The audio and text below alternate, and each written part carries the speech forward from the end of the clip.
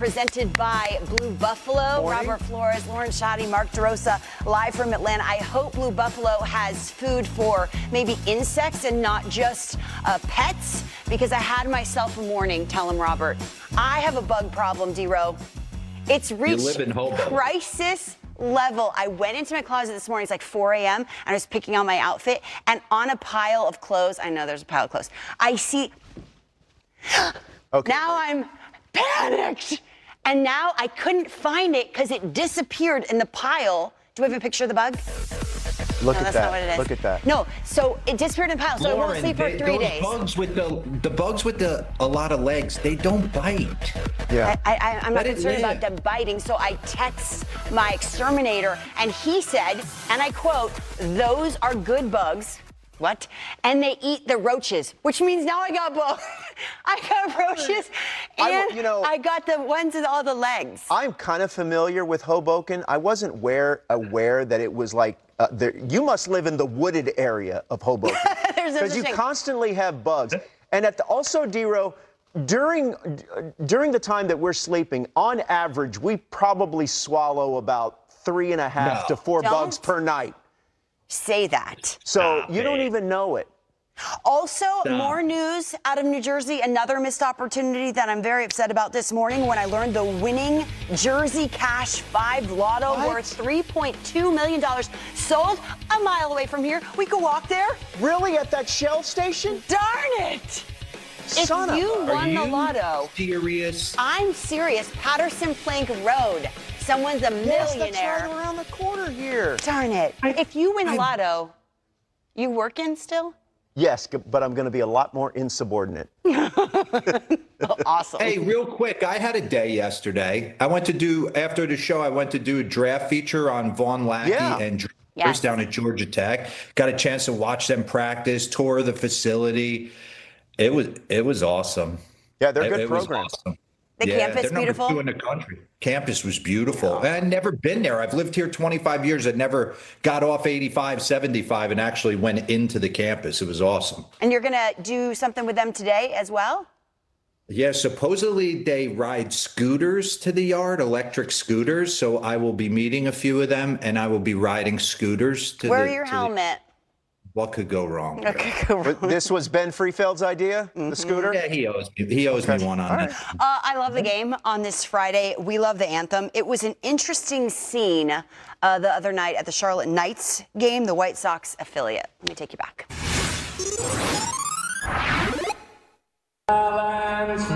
Streaming, and the rockets red glare, the bombs bursting in air. Well, I'm not going to be able to sleep tonight. I don't know about you guys. I'm not, because I have roaches Nightmare fuel. and bugs. That is nightmare fuel right there. However, beautiful rendition of our nation's anthem, but that is a jarring visual. Very jarring. And after he sung the national anthem, he murdered everyone in the stadium. No.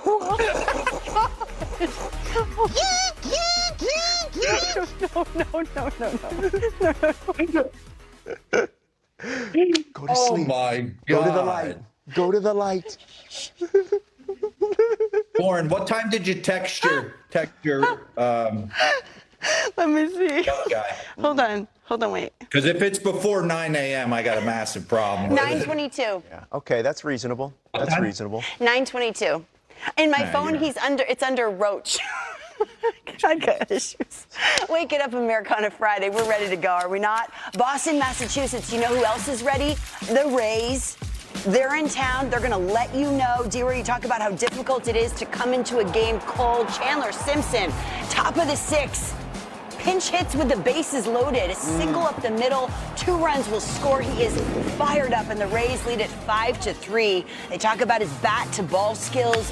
Kevin Cash says it's a simple path to the baseball. Top of the 8th. A runner on. That will score 1. Third RBI of the game, and the Rays lead by 3. What's Yandi's wine name, D-Row? It's either Yandi Sauvignon. Yeah. Chianti Diaz. Chianti Diaz. So stupid. Sauvignon, Yandy Yeah, Diaz. Sauvignon. I love it so much. You know you're going to see Junior Caminero. Oh, boy. Wow. Center field. 8-4. Tampa Bay Rays roll, make it 7 straight wins, 13 of 14 for the Rays. I did a deep dive on Thursday's numbers, Dero. Chandler Simpson, a couple of hits. Mullins, 1. Williamson, 2. DeLuca, 2. The lineup is just full of guys with no ego who can hit. Yeah, that's a good point. Yeah, I think we have to have an honest conversation about the Rays because you look at the Junior Camineros, the Jonathan Arandas, the Yandy Diaz's. These guys are hitting in the top of the order across the landscape of the league. So I get it. It's like the plucky Rays, but hold on a second. McClanahan starting to come back into fold. He was a first rounder and started an all-star game not too long ago. They have some real aircraft carriers, but the way they go about acquiring them is super interesting to me. I'm sitting on the phone last night with Broyd and we're going over it. I'm like, is Eric Neander and Kevin Cash, are they at an archaeological dig and just unearthing gems? And you guys think I'm weird. I mean, here we go. What? All right, let's start it off. I want you to pay attention to this because they unearthed Yandy Diaz in 2018 in a 3-team trade that sent Jake Bowers and Carlos Santana to Cleveland. Edwin Encarnacion went to Seattle. And all Yandy has done in 2026 is hit 323 with 5 bombs, 23 RBIs, and a 145 weighted runs created plus. He's 9th among MLB qualifiers in average this year and 10th in on-base percentage. I don't know what that is, but it looks like John at 6. He's got 7 pumps and 29 RBIs, and he's tied for the AL lead with 29 RBIs this season. Come on. They unearthed this gem back in 2021, November 21st, straight up trade with the Guardians for right-handed pitcher Tobias Myers. And you have an impact 40 home run bat in your lineup for the foreseeable future. Got off to a slow start? Not anymore. 10 bombs, 18 RBIs. How about Chandler Simpson? He wasn't raking at Georgia Tech. This was a work in progress. This was development at his finest, but he had one thing you couldn't teach. Yep. Speed. Yeah. And it hasn't disappointed. This is a second round pick out of Georgia Tech in 2022. He's hitting .313 with 12 stolen bases. And I don't know where we unearthed this Italian monster. But Johnny DeLuca.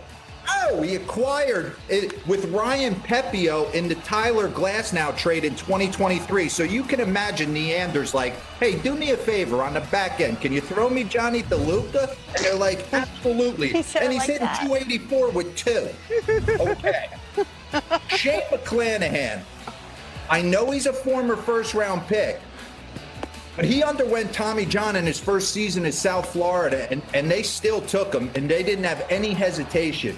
He's 4-2 with a 2.60. He's limited his walks. His command was a little spotty early. He is starting to put it together. How about Drew Rasmussen?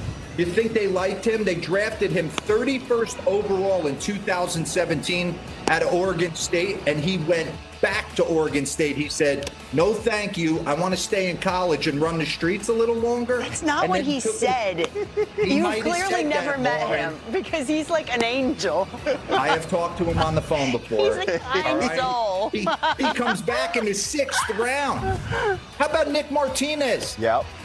You know how I feel about Nick Martinez. He was hanging out in Cincinnati getting the job done. They said, hey, come here a second. We want you to throw your changeup a little bit more. 27% this year he's throwing it compared to 20% last year. He signs a 1-year, $13 million deal, and he's got a 1.7 for the Rays. How about Steven Matz, journeyman starter? He's been all over. Yankees, Cardinals, you name it. Bottom line, 2 years, 15. Come down to Tampa and let us show you some things. Career high 30% changeup usage. All right, that's starting to be the MO down there. And I had this guy, Team USA, Griffin Jacks, lockdown bullpen guy. Nope, Neander and Cash are sitting there digging up. Maybe we start him. He's going like multiple. He went 4 innings. So he has been fantastic. They got him at the deadline last year for Taj Bradley. And then Robert, the last unearthed gem on this day. This guy has turned into a lockdown closer.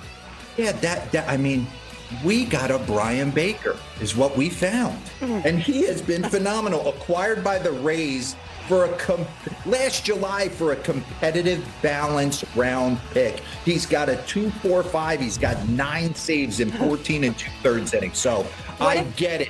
The plucky Rays be rayin'. They got some stars, and they went about acquiring them a little bit differently. You got to tip your hat to Eric Neander, all the Rays people that get the job done. Kevin Cash, they do it year after year, and they're a tough team to play. What if Kevin Cash turned it on right there with that photo? He's like, I'm digging up fossils. Yeah. What?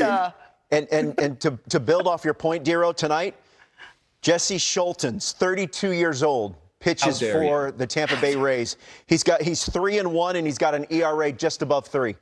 He's probably going to throw a 2-hit shutout. Yeah, it's just remarkable what they do. Connolly Early will go for the Boston Red Sox. Great stuff as always, D-Row. Let's go to San Diego, America's finest city, for a series opening game between the Cardinals and the Padres.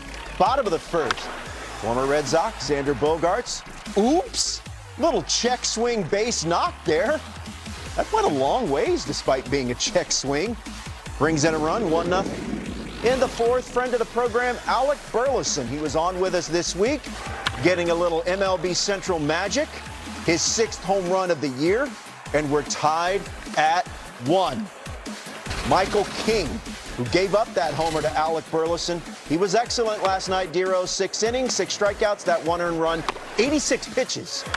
I mean, he's one of those guys now. He's worked himself into that conversation. When he takes the bump, you expect him to be great every time out. And Matthew Libator matched him. 6 innings, 6 strikeouts, 3 hits, 1 earned run. His pitch count was at 81. 7th inning. You talked this week, Dero, about the Cardinals and their ability to attack you in a variety of ways. Mason Wynn plops one in there. That's a triple. Yep. Gets past Nick Castellanos. Good effort there in right field, but the Cardinals take a 2-1 lead. All right, bottom of the 9th. Riley O'Brien looking for his 11th save. Gets Manny Machado to ground out.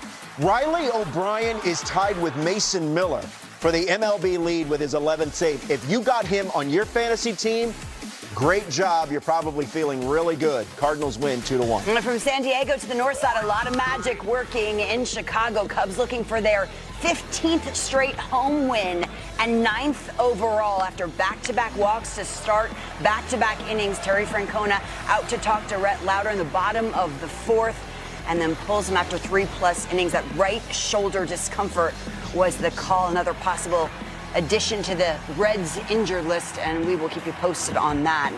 Michael Conforto has been in some big spots. Bases loaded walk, and then Dansby Swanson. Cubs looking for a 4-game sweep of the rivals. And Robert said it, the Reds coming off a sweep at the hands of the Pirates over the weekend.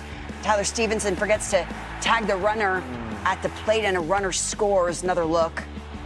Ground ball to third. I don't know if he got blocked. He got blocked out by Ian Happ right there. Was that what happened? Good point. You would have to assume. I mean, it was right in front of him, Lauren. Cubs had 3 straight nights of dramatic come-from-behind walk-off wins. This was less dramatic, that's for sure. Nico Horner, you know what he does with runners in scoring position. Miguel Amaya trying to score from first, the relay to the plate. Amaya scores, and it is a 7-0 Cubs lead. Matthew Boyd now going on the injured list. Shota Imanaga's strong start, even more important. D-Row, they need him to do this for a long, long time. Dominated. It's fun. He shifted to the middle of the mound. He is throwing a ton of splits. He's still got the heater in. He has been fantastic for them. And Cubs now lead at 8-1 in the top of the 6th. Bases loaded for the Reds with 1 out.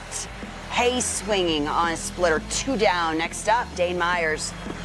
Swinging again, and he escapes the jam. Imanaga does, and the Cubs go on to win 8-3. Your final at Wrigley. Shota, look at this. Splitter stats. He was exactly how you wanted him to be on Thursday. Struck out 10 over 6. His ERA down to 2.28, and the Cubs win 15 straight home games at Wrigley and 9th straight overall. They call him Shutout Shota. Here he is post-game. 僕は自分の目に見えない力っていう。Yeah, I'm not the type of person to believe something that I can't physically see, but I feel like at Wrigley, there's this like power that you can't see, but you can kind of feel, where it's like with the fans, the cheering, where, you know, the other team, they feel the pressure if you're on the mound or if you're up to bat, and then on the other side, you know, when we're up to bat or if we're pitching, like, you feel that extra push and support of this power you can't see. So I think there is something to that. It starts before the game. You're looking at the starter. You're looking at, you know, what pitches you want to swing at. You're visualizing yourself in the box and in certain situations, and I just want to be ready for the moment and just be gracious for the time I'm getting out there and make an impact when I'm out there. Obviously, you don't have much time to regroup, but it's been a tough road trip. That would be the understatement of the year. I'm actually glad we play tomorrow. I'd hate to go sit at home for a whole day and pout, so I'm glad we're playing. Yeah, Cincinnati Reds begin a series at home this weekend against the Astros. So the Cubs have now won 15 consecutive games at home. This is where it stands in the modern era. But you see that note lower left-hand corner of your screen. They still have a ways to go for the all-time record, a 21-gamer back in 1880, set by the Chicago White Stockings. Looky here. All of them have mustaches. Yeah, they do. 3 of them died because of a nasty chest cold. No. 2 of them died from black. Express train, here we go. Dero's from his home office. Lauren's here. I'm here. So are the Guardians of the Royals. Bo Naylor, 3-run homer. His second. The Guardians take an 8-2 lead. Home half, Bobby Witt. Started slowly, Dero, but home run number 4 here. Yeah, matter of time, and I don't think people realize it's kind of like Mike Trout, right? He hits that ball to right center, you think it's a double in the gap, and it leaves. Meantime, Vinny Pasquantino, as the Royals go back-to-back. When we were there, we didn't see the pass watch. She was late. Remember that? I know. Darn it. If the Royals are going anywhere, they need more of that from pass Yeah, swatting. first time they've gone back-to-back all season. However, it's the Guardians that get the win in Kansas City to the nation's capital, Twins, Nats. This was the Keibert Ruiz mixtape, Dero. He had himself a day. He was shooting bullets, and he's going right center right here. I'll watch this. He had 3 extra base hits.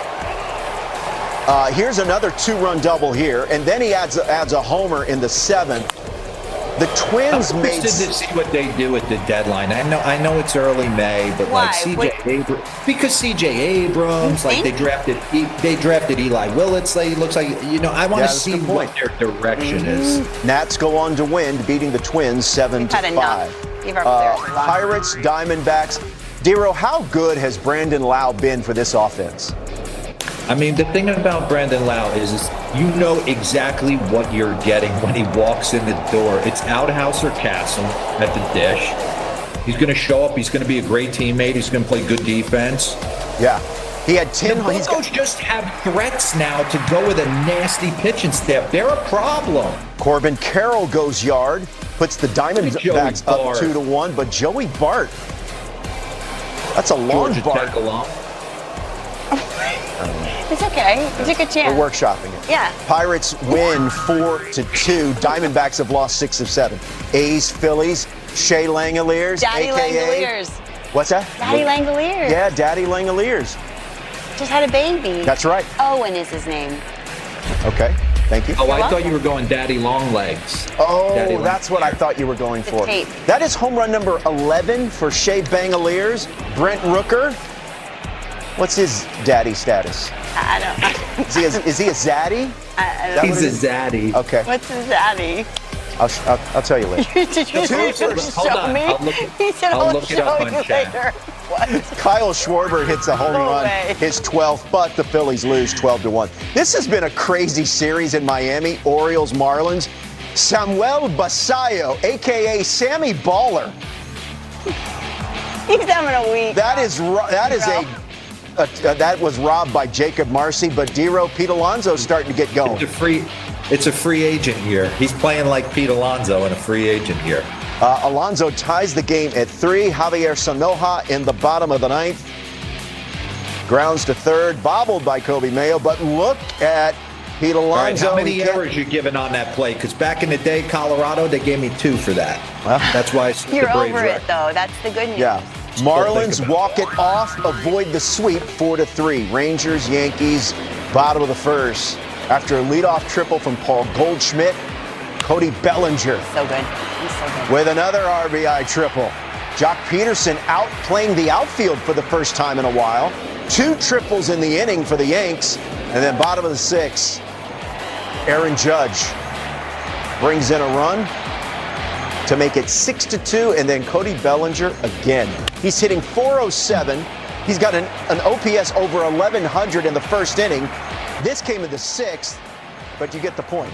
Yankees win 9-2. Who's hotter than Cody Bellinger? What a week. And if we look into Dero, the offense, this is during the 7-game homestand. From the second, look at that. But that was the offseason for the Yankees, right? From the second the season ended to when they signed him for 162, they knew him. They knew how he played in that park. And more than anything, Dero, you and I were talking in the commercial break, he knew himself. He knows himself now better than ever as a player. You know, it's funny, Lauren, putting together the WBC roster and making all these phone calls. Cody was a guy that, I mean, I talked to you guys about it last April, May, June, was a guy that I felt would fit perfectly on the team because he can do so many things. He's a Gold Glove defender wherever you put him. And then to go with the huge upside with the bat, I thought he made a ton of sense. He was one of my most interesting phone calls. Most guys during that, it's like, hey, you interested? Yeah, get back to me. But we talked for about 30, 45 minutes about the show, about New York. It was just a great conversation. So I grew a nice little affection for watching him go about his craft. He's tailor-made for that ballpark.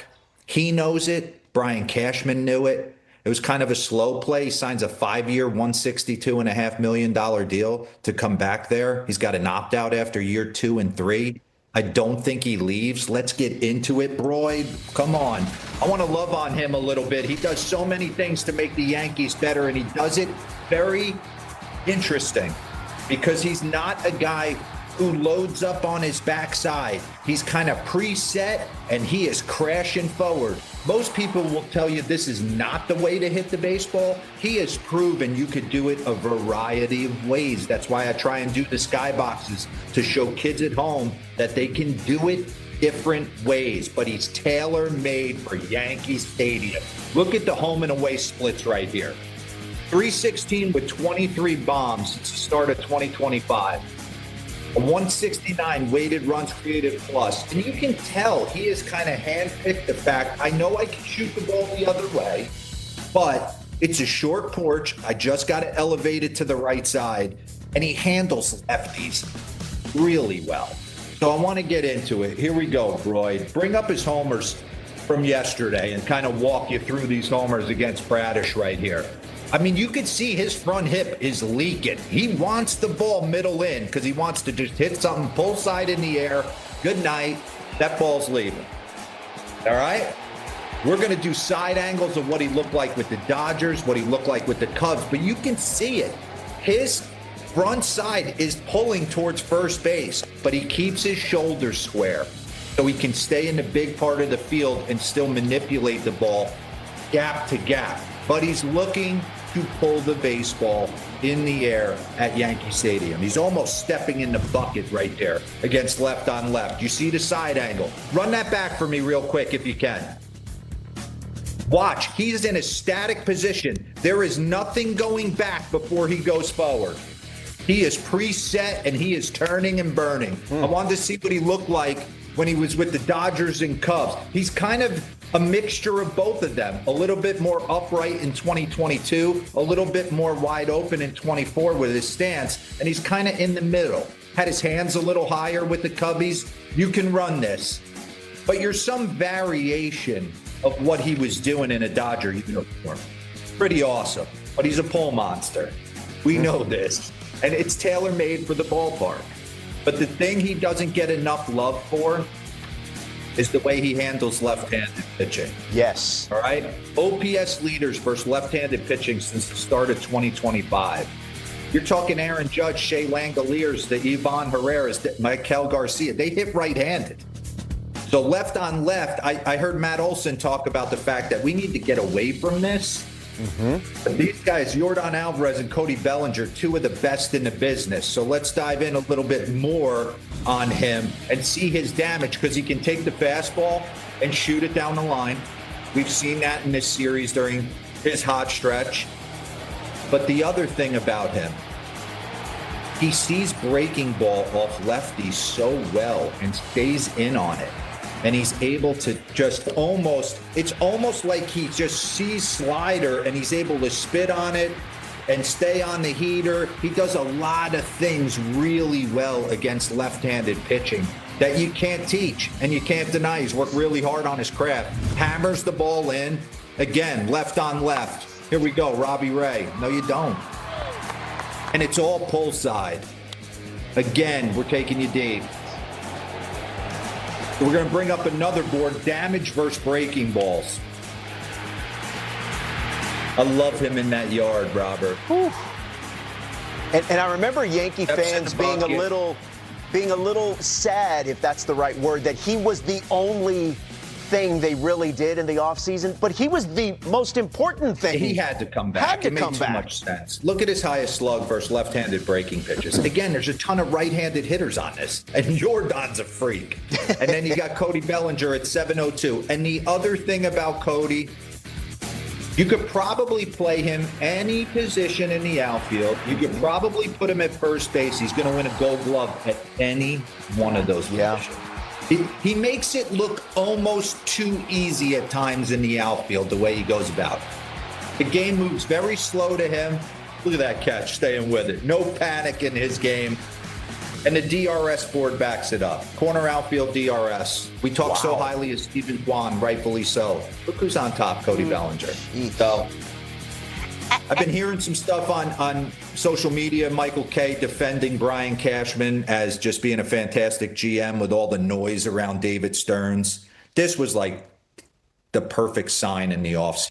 You knew he was coming back. And think about this. He's gotten to put on a Dodger, Cubs, and Yankees uniform. That's a great point. Yeah, he's lived a charmed professional life. What did he say about the show? Love the show. He loves just you, interested Robert. in it. He It just was an wants awesome more conversation. Robert. Is that what he said, Dero? He wants more Robert? I think he said less Robert is what I remember. Right? You know what? I couldn't. It's hard to argue sometimes. I'm a lot. You're an acquired taste, but we love you. And you know what? There is some reinforcements, if you will, coming, if that's how you want to term it, because one of the top prospects in the Yankee system, as you see this tweet here from one of our insiders, Mark Feinsand, they are calling up outfielder Spencer Jones, their number 6 prospect. He's got 11 homers, 41 RBIs in 33 games at AAA this season. He is a tall drink of water. There is a lot of pop in that bat. So congratulations to Spencer Jones. We'll talk more about that and what it means, the implications, a little bit later. Speaking of tall drinks, Central, let's go round the bases and let's talk about Pete Alonso. He's starting to heat up, kind of a little uneven start with his new team, the Baltimore Orioles. But recently, of course, the Orioles were in New York, and it was Pete's first chance to return to New York since leaving the Mets in the offseason. And according to an article written by our John Heyman that appears in the New York Post, this is what he reportedly told David Stearns prior to his departure. Now, this quote did not happen during the most recent offseason, but the offseason before, in which Alonso signed the one-year deal to return to the Mets in 2025. Pete said, quote, to David Stearns, "When my career is being evaluated for the Hall of Fame years from now, you'll still be fiddling with your flippin' formulas," unquote. Dero, your reaction? My reaction is laughter. First off, that makes Pete Alonso come off as this arrogant. He couldn't be. He's not that. You're right. This is him being upset, in my opinion, if this went down, with David Stearns just having a little bedside manner. Just respect the fact that I'm the home run king. And these fans love me. And I endeared myself to these people. And I showed up every day to be the best teammate possible. Fly ball, deep left best field, representative for the New York Mets. He's on the track. That's my biggest thing, if I can say anything, and I'm not saying all the front offices work this way. Have a little bedside manner when it comes to your stars. Concussion testing Brandon so far is Nimmo negative, and Pete so Alonso, that's good. It will those obviously fans continue to love monitor them. that. And you ditched Brandon Nimmo to bring back Simeon to save 2 years and a little bit of money. That'll put him on the IL, and that could be a few weeks. Strange so times, we'll but just, that's what we're dealing with. I think those two guys were kind of the heartbeat of the Mets, you know, and from the Pete Alonso standpoint, I think industry-wise, the first base position is a little bit suppressed when it comes to evaluating. Agreed. But for me, for what I like most about Pete Alonso, he posts every day. Yes. His whole career. And what I said, these guys that have great OPS numbers and they play 100 games, the guy that plays the 62 other games is really inferior to you. If he'd be that good, he'd be a starting player on another team. So for me, the fact that he plays the 155, the 160s, and you could just book 30 and 100, like there's value to that for me, especially in a place like New York. The next guy that comes in, not every personality handles New York. So I see his frustration, but I'm with you. I think the quote comes off very differently than what he is as a player. To your point, back-to-back years of 162 games played for Pete Alonso in 2025. 30 and 100. 38 in 2025. To your point, how many will Shea Langoliers hit this season? On pace for 48. He's hitting 459 with an OPS over 1,300 during his 8-game hit streak. And he just welcomed, he and his wife, a baby boy named Owen, and he spoke about dad's strength. Definitely sad to leave my newborn son, but excited to be back. And everybody always talks about, you know, when you have a baby, the dad strength kicks in. And I think part of that's just the lack of sleep, and you just come out here and it's kind of a little bit more of a carefree feeling, playing with less tension. Just kind of, you know, having your first kid kind of changes the way how you think.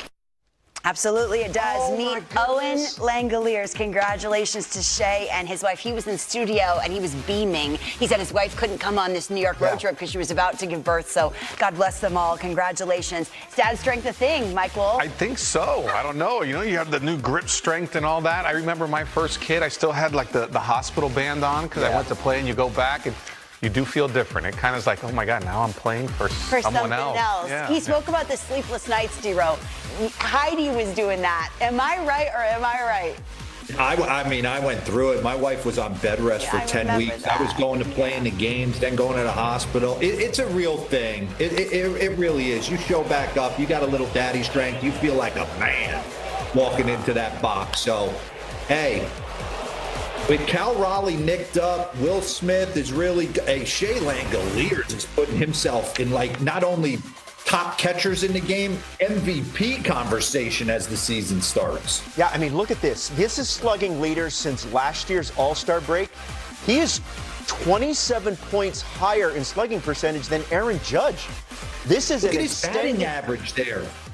This is an extended run of excellence for Shea Langoliers. Speaking of excellence, it's going to be on display this weekend, beginning tonight in Los Angeles. This is a huge big series. It's an interesting series at this stage of the year, D-Row. Look, we understand that there's a lot of baseball, a lot of things that can happen, but potentially this is an NLCS preview. Is there anything that you would be looking for as a player or analyst from this series, understanding that it's the beginning of May, that we could maybe use going forward? Yeah, I want to see Saturday night. I want to see what Spencer Strider looks like second time out as he progresses, right? You start thinking October, it would be Chris Sale and hopefully a healthy Spencer Strider, 1-2. So I want to see him execute against a great lineup. Mike, what about you? What stands out, I'm going to take someone's thunder. Besides maybe Robleski, how good he's been, there might not be one starter on the Dodgers in this series that actually gets a start in the postseason. That's a great. You know how deep they are. Yeah. You know, you'd look and it'd be Yamamoto, it'd be Otani. They're just so deep that they can go into. And that's no disrespect to pitchers. No, they're stacked. They're stacked. They can go 6-7 deep. For sure. Takes everyone on the lineup to get you to that point. Yeah. I can't wait to see how this series unfolds, and you know that we'll be talking about it on Monday, what we learn in this early intriguing series here in the month. We're saying bye to Derosa. Hey, good luck to Brooks today. Yes, big game. 4:30. Yeah, Go big get one. him. Big one. 4:30. Pray for us. Do you know He's not dying. He's just going probably to play golf and then watch Brooks.